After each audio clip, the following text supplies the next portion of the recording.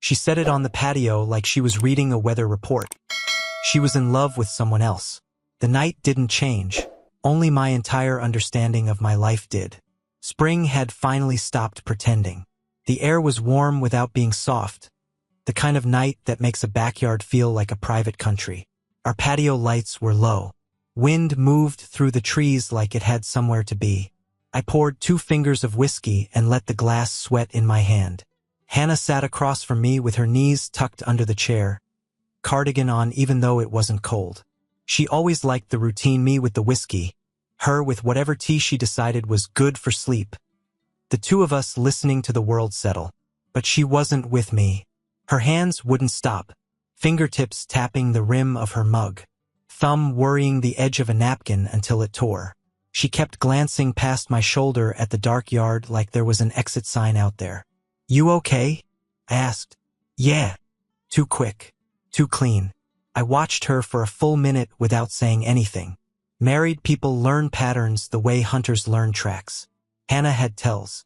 When she was lying, her eyes got busy. When she was scared, she tried to manage the room with small movements.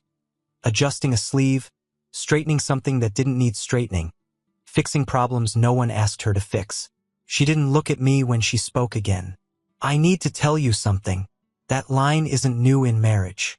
Sometimes it means a problem. Sometimes it means news. But the way she said it, flat like she was putting a box down, made my back go straight. I set my glass down carefully. Not because I was calm. Because something in me understood it might be the last normal motion I made for a while. "Okay," I said. "Tell me." She inhaled like she'd been holding her breath for weeks. "I'm in love with someone else." There wasn't any easing into it.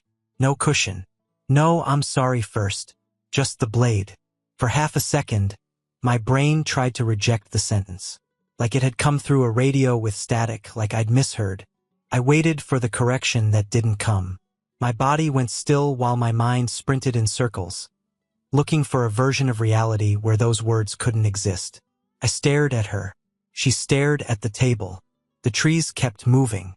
Somewhere out in the neighborhood a dog barked once and quit. The patio lights stayed steady. My whiskey smelled the same. The world didn't react, which made it worse. It made it feel official, like the universe had signed off on it.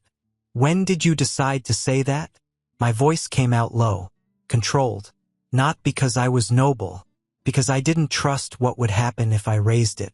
Hannah's jaw tightened. She swallowed. Still wouldn't meet my eyes. "I didn't decide it like that. So it just happened." I let the words sit there, heavy and ugly. She nodded once. A small nod. Like that made it gentler. Like my life could be dismantled with polite motions. I felt heat rise in my chest, then drain away, leaving something colder underneath. I wasn't shaking. I wasn't yelling. I was just recalculating. Like a man who realizes the bridge ahead isn't there anymore and he's already doing 60. I studied her face for any sign of hesitation. Any sign she wanted me to fight, to plead, to make it dramatic so she could feel less guilty. There was none. She looked tired, resolved, like she'd been living on the other side of this conversation for a while and I was just now arriving. And that's what hit hardest. Not the idea of another man. Not even the betrayal in the abstract. It was the time theft, the quiet decisions made without me. The private life she'd been building while I sat on this patio thinking we were steady. I picked up my glass again, felt the weight of it, and realized my hand was steady. "Hannah," I said, and finally she looked at me, eyes shining but firm. "Say it again." Her lips parted like it hurt. "I'm in love with someone else." The sentence landed the same way twice. That's how I knew it wasn't a mistake. It was a direction. And in that moment, with the breeze still moving through the trees and the whiskey still burning in my throat, I understood something simple and brutal. The life I thought I had ended in one line, spoken on a calm spring night like it was nothing at all. I didn't stand up. I didn't pace. I stayed in the chair because if I moved, it would turn into something else. Something loud. I kept my voice where it was, low, measured, almost polite. "How long?" Hannah blinked, like she'd hoped I wouldn't start there. "A while." That's not an answer. I leaned forward just enough to make her feel it. Months? A year? She looked down at her hands. Since winter. Winter. The word carried its own quiet cruelty. Holidays. Family dinners.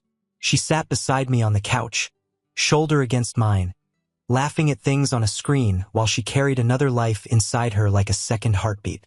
Was it physical? I asked. A flash of irritation crossed her face. Quick, defensive, no shame, no regret, annoyance like I was asking the wrong questions. It wasn't like that at first. I watched her carefully. That phrasing. People only say at first when they're laying track for what came after. So now it is, I said. She hesitated, then nodded once. Small, controlled, like she was signing paperwork in the air. I felt something in my stomach tighten, but it wasn't jealousy. It was the realization that the details didn't actually matter. They were just sharp edges my mind was grabbing because it didn't want to touch the main thing. What did I do? I asked anyway, because men ask for it, because we're trained to look for a fix. What did I miss? Hannah exhaled like she'd rehearsed this part. It's not about you doing something wrong.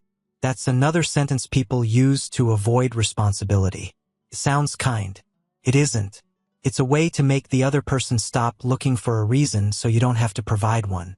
You're sitting across from me telling me you're in love with someone else, I said. It's about something.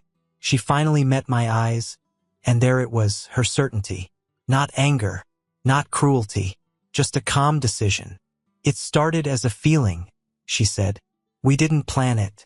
It wasn't cheating. I let out a short breath through my nose, almost a laugh, but with no humor in it. Listen to yourself. It matters, she insisted. It wasn't like I went out looking for it. No, I said, voice steady.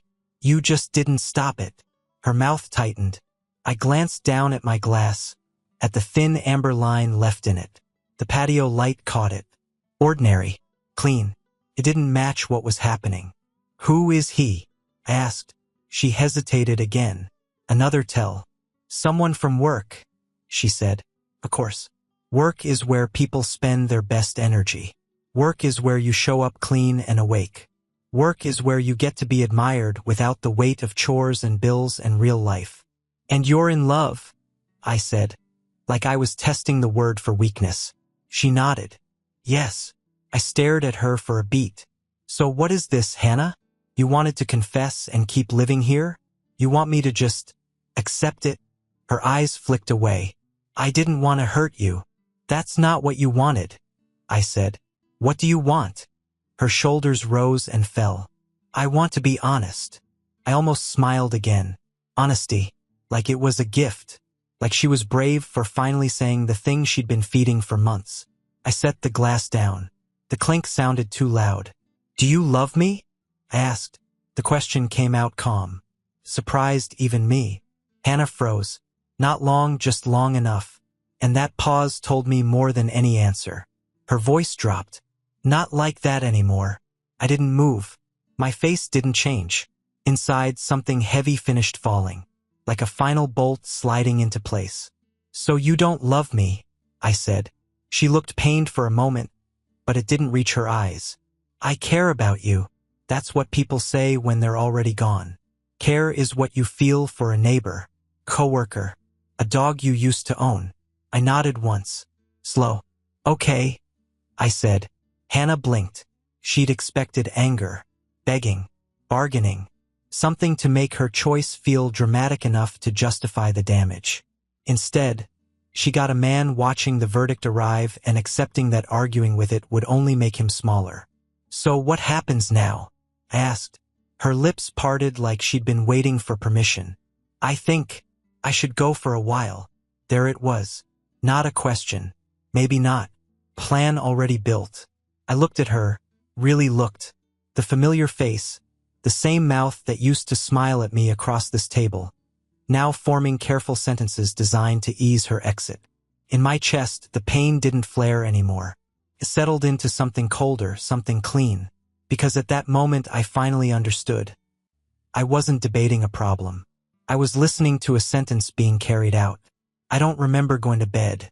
I remember the patio chair under me, the night air drying the sweat on my palms, and Hannah's face when she said she should go for a while, like it was a temporary weather system.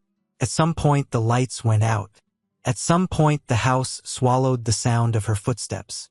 My body did what bodies do when the mind is overloaded. It shut down. Morning didn't come gently. It came the way it always did, thin gray light through the blinds, the faint hum of the refrigerator, a bird outside acting like it hadn't witnessed anything. I opened my eyes and the first thing I did was reach across the bed without thinking. Just muscle memory. Just the old map in my head. Cold sheets. Her side was flat and clean, the way hotel beds look after someone checks out early. No warmth left behind. No dent in the pillow. It wasn't just absence, it was proof. I sat up slowly, listening. No shower running. No drawer closing. No kettle warming. The house was too quiet, and it made every small sound feel intentional. My breath. The creak in the floor when I swung my feet down. The soft scrape of my palm on my thigh. I stood and walked to the closet. Her hangers were gone. Not some missing. Not a few outfits. Gone. The bar looked naked. The space where her dresses hung was empty like it had never been used. Her shoes weren't lined up at the bottom. No running shoes kicked off at an angle. No boots she said she'd clean this weekend. The dresser drawers on her side were open just a finger width, like they'd been slid in fast. Pulled one. Empty. I opened another. Empty. She hadn't left in anger. That's what hit me. There was no storm damage. No overturned lamp. No ripped photos. She left the way a competent person leaves a rental car. Quick. Efficient. No unnecessary emotion. That kind of leaving doesn't feel like an argument. Feels like being erased. I walked out into the hall. The framed pictures were still on the wall. Us at a wedding, her head tilted against my shoulder. A beach trip. Her laughing, sun in her hair. All those moments still existed in glass and paper, smiling up at me like they didn't know they were now evidence in a case I didn't ask for. In the living room, the throw blanket was folded. The remote was in its usual place. The air smelled like the house always smelled. Clean, faint detergent. A trace of whatever candle she'd lit last week. Normal. That was the cruelty of it. The set dressing stayed the same while the story changed completely. I checked the kitchen. Her mug was gone from the drying rack. The tea tin she liked was still in the cabinet, but it looked untouched, like she'd already decided she didn't need the comfort of her own habits anymore. My phone was on the counter where I'd left it. No message. No, I'm safe. No, we'll talk later. Nothing to soften it. I stood there in the center of the kitchen and let the silence press in. I wasn't panicking. I wasn't pleading into voicemail. I wasn't driving around looking for her car, because she'd done it too clean. Clean means planned. Planned means finished. I poured coffee I didn't want, just to have something hot in my hands. The first sip tasted like nothing. I stared at the backyard through the window. The patio table still sitting there, last night's glass still on it like a forgotten prop. And that's when the final layer of denial peeled off. She wasn't gone for a while. She was gone. And the house, same walls, same furniture, same quiet, had turned into a place where I was the only person still pretending. The coffee didn't wake me up. It just gave my hands a job. I stood at the counter staring at the backyard when I noticed it. An envelope on the kitchen table, dead center, aligned with the edge like someone measured it. Not tossed, not hidden, placed. My name was printed on a plain label. No handwriting, no personal touch. That should have told me what it was before I even touched it. I walked over and picked it up. It was heavier than it should be for a single sheet. The kind of weight that means multiple pages, multiple clauses, multiple ways to say the same thing. This is over. I didn't sit down. I opened it standing because sitting felt like surrender. Divorce papers. Not a letter. Not a note. No explanation tucked in. No apology. No please understand. Just cold legal language and signature lines waiting like open mouths. My eyes scanned the first page automatically, like my brain was trying to treat it as a work document to stay sane. Petitioner. Respondent. Marriage date. Separation date already chosen for me. I felt something hard settle behind my ribs. So last night wasn't the beginning. It was the final step in a process she'd already started. She didn't just fall out of love. She streamlined my removal. I flipped through the pages. Division of assets. Accounts. The house. Cars. Retirement. All of it reduced to tidy paragraphs that made our life look like a set of numbers somebody could balance. My jaw tightened when I saw how fast it moved. No, we'll figure it out. No mediation language. No breathing room. It read like a clean cut with no intention of looking back.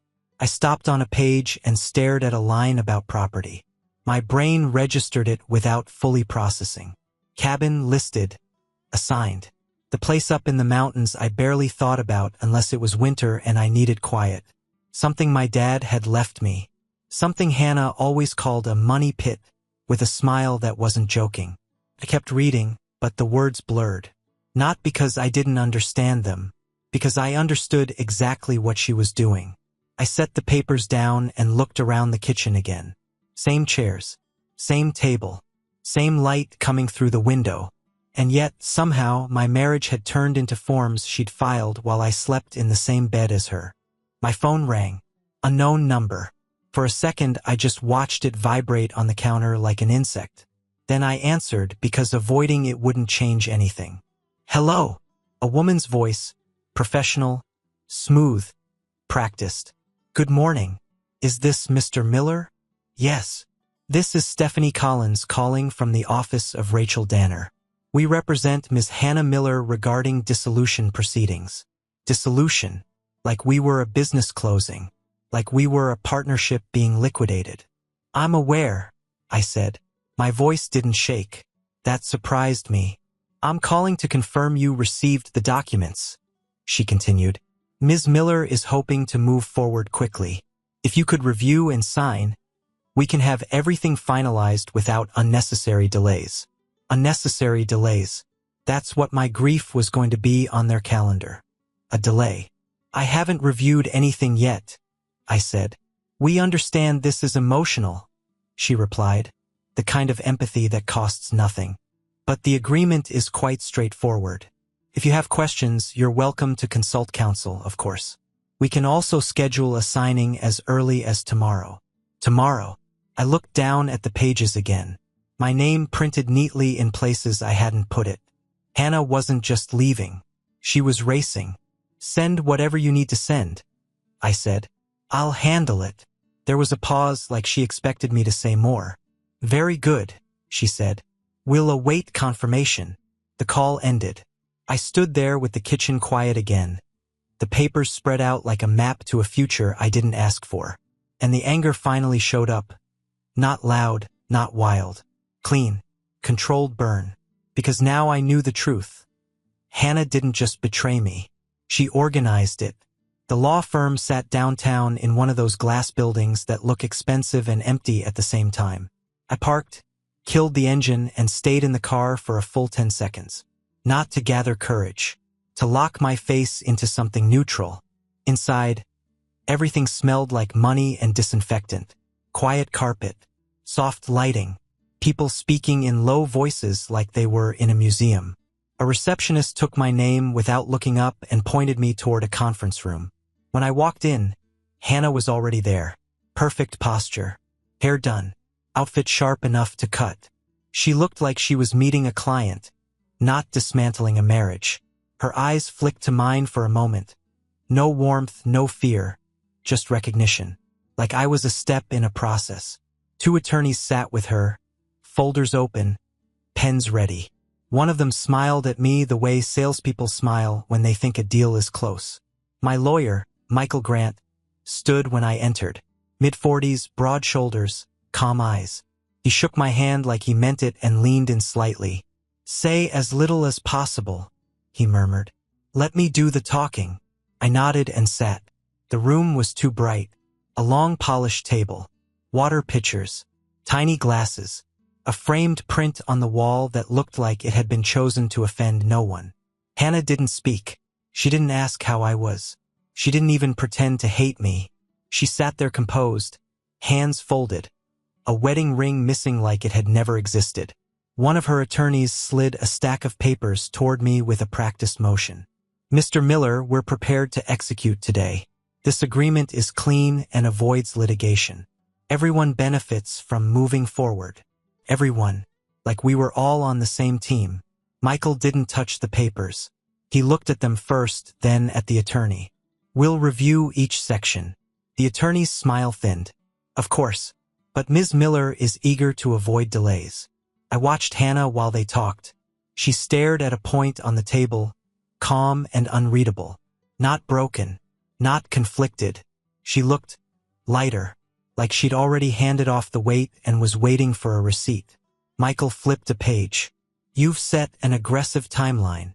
"It's reasonable," the attorney said. "Both parties deserve closure." Closure.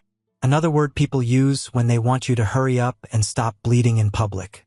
My hands stayed flat on the table. My breathing stayed slow. Inside, it felt like I was watching a play I'd paid for without agreeing to be in it. Finally, Hannah spoke. Soft, controlled, aimed at the middle distance instead of at me. "I just want this to be done. No apology. No acknowledgement of what done cost. Just a request for speed," as if my reaction was a messy obstacle. I looked at her and realized something that should have hurt more than it did. She wasn't here to end a marriage. She was here to complete a transaction. Michael's pen tapped once against the paper, a small sound that cut through the room. "All right," he said, voice even. "Let's slow this down and make sure you're not signing away something you shouldn't." Michael didn't make a show of it. He didn't lean back dramatically or raise his voice. He just kept flipping pages, eyes moving the way they do when a man is reading for traps. Hannah's attorney kept glancing at his watch like time was a weapon. Michael stopped on a section, held it in place with one finger, and looked at me without changing his expression. "Don't sign yet," he said calmly. Across the table, Hannah's attorney straightened. "Is there an issue?" Michael didn't answer him right away. He slid the agreement a few inches closer to me and angled it so only I could see the line he was looking at. Then he leaned in, voice low enough that it felt like a private channel. "This doesn't make sense," he murmured. "She's relinquishing your separate property without asking for any offset." I followed his finger. The cabin, the land, listed cleanly under my name, retained solely by me. No dispute, no valuation, no demand. I frowned. "She hated that place." "I know," Michael said. "That's why I'm paying attention." He kept his face neutral and continued in the same quiet tone. "You know it borders the Ridgewater ski expansion, right?" I stared at him. "What expansion?" Michael's eyes didn't leave mine. "There's a major resort development underway. It's been in planning and land acquisition for a while. Your parcel sits close enough that it's become extremely valuable. Developers pay premiums for access, for contiguous lots, for anything that helps their footprint." My throat tightened, not with emotion, with disbelief. "That cabin is old," I said. "It's half-rot and bad wiring." "The cabin doesn't matter," he replied. "The land does." I glanced down at the agreement again. Hannah had treated it like junk, like the ugly sweater you donate without checking the pocket. Michael continued, barely moving his lips. "If you sign this, you keep it. Clean. No argument. No appraisal. No renegotiation. And from what I'm seeing," he flicked his eyes to the page, "they don't understand what they're giving away." A quiet pulse started behind my ears. Across the table, Hannah sat motionless, face composed. She didn't look nervous. She didn't look strategic. She looked bored. Like the faster we got this done, the faster she could get back to the life she'd already chosen. And that's when the full irony hit me. Hannah had always dismissed the cabin, called it your little prison up in the woods, rolled her eyes when I talked about fixing the deck, complained about the drive, the cold, the smell of old pine and dust. Worthless, she'd said more than once. Now it was sitting on a gold seam, and she was handing it to me because she couldn't be bothered to care. Michael straightened slightly, returning to his normal speaking voice as if nothing had happened. "We'll need a moment," he said. Hannah's attorney smiled tightly. We've already provided full disclosures. Michael nodded once. And I'm doing my job. I kept my face blank, but inside something shifted. Something sharp and clear. All week I'd been taking hits. Confession. Departure. Papers. Pressure. Now, for the first time, the universe handed me a lever.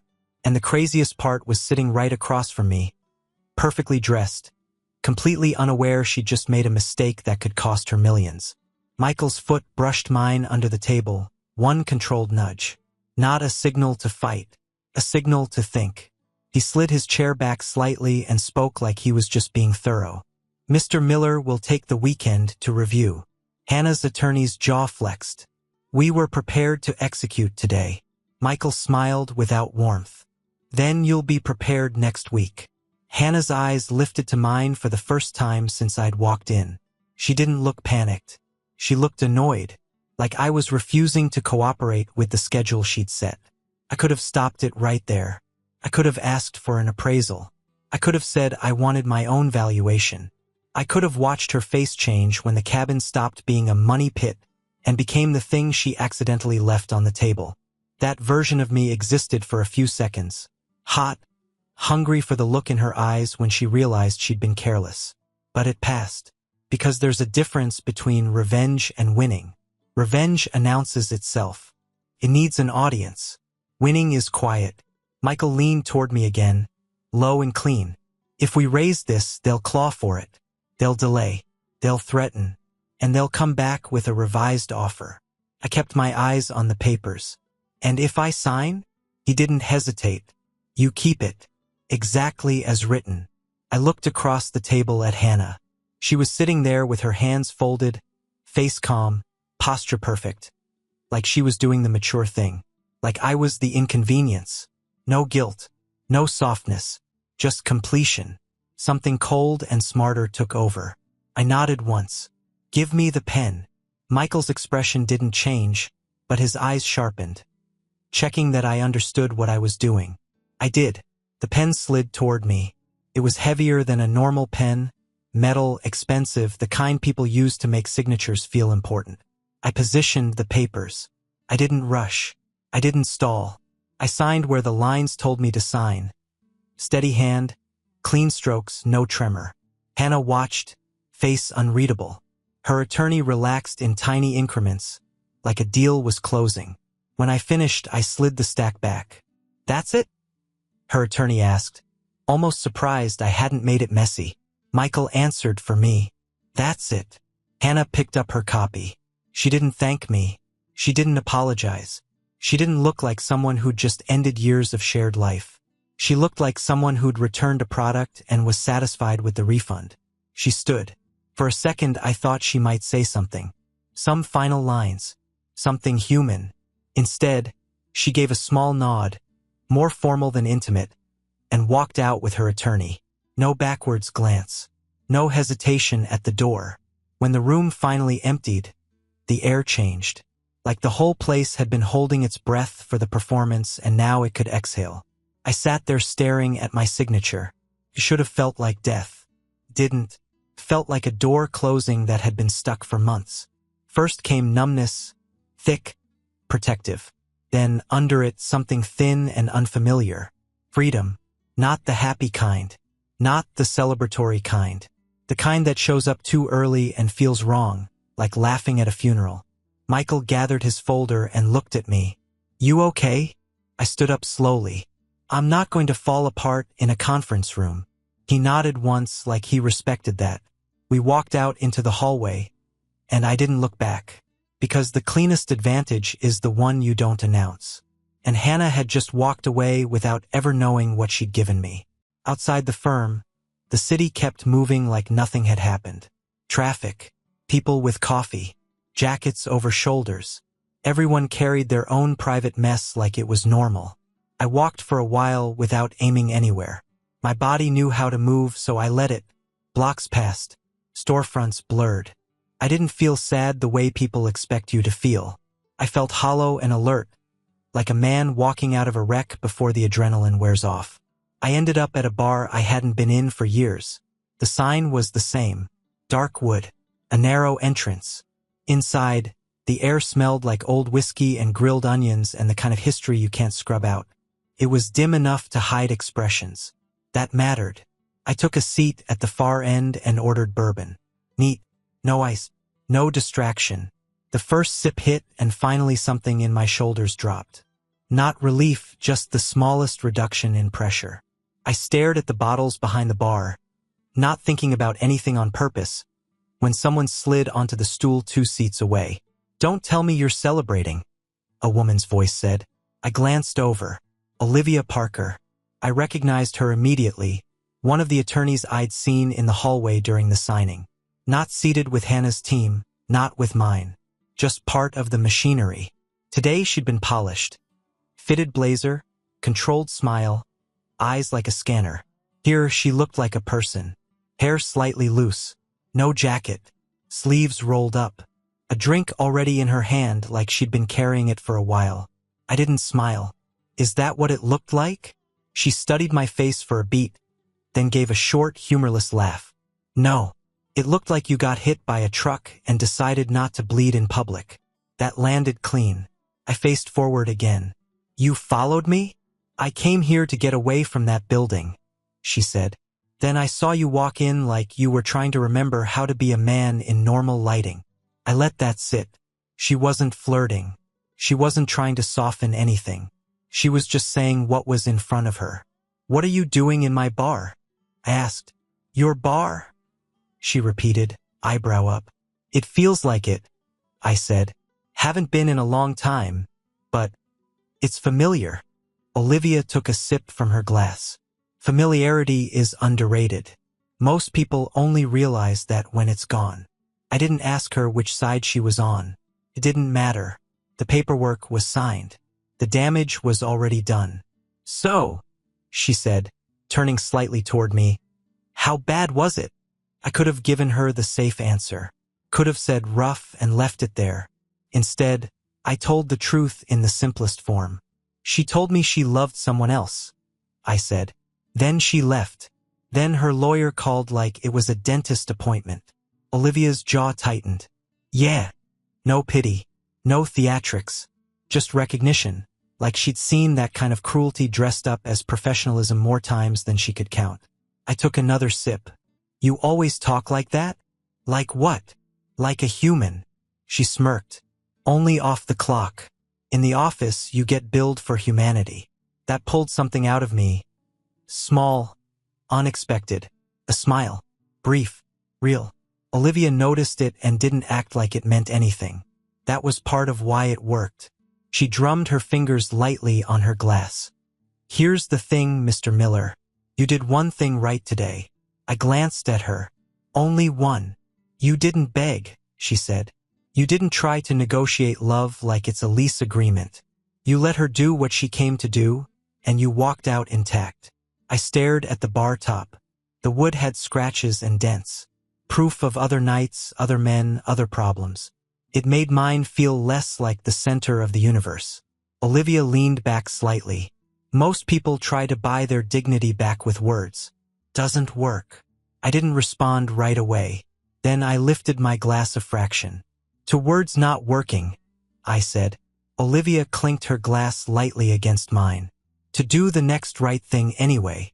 The bourbon warmed my throat. The noise of the bar filled the space where my thoughts had been screaming.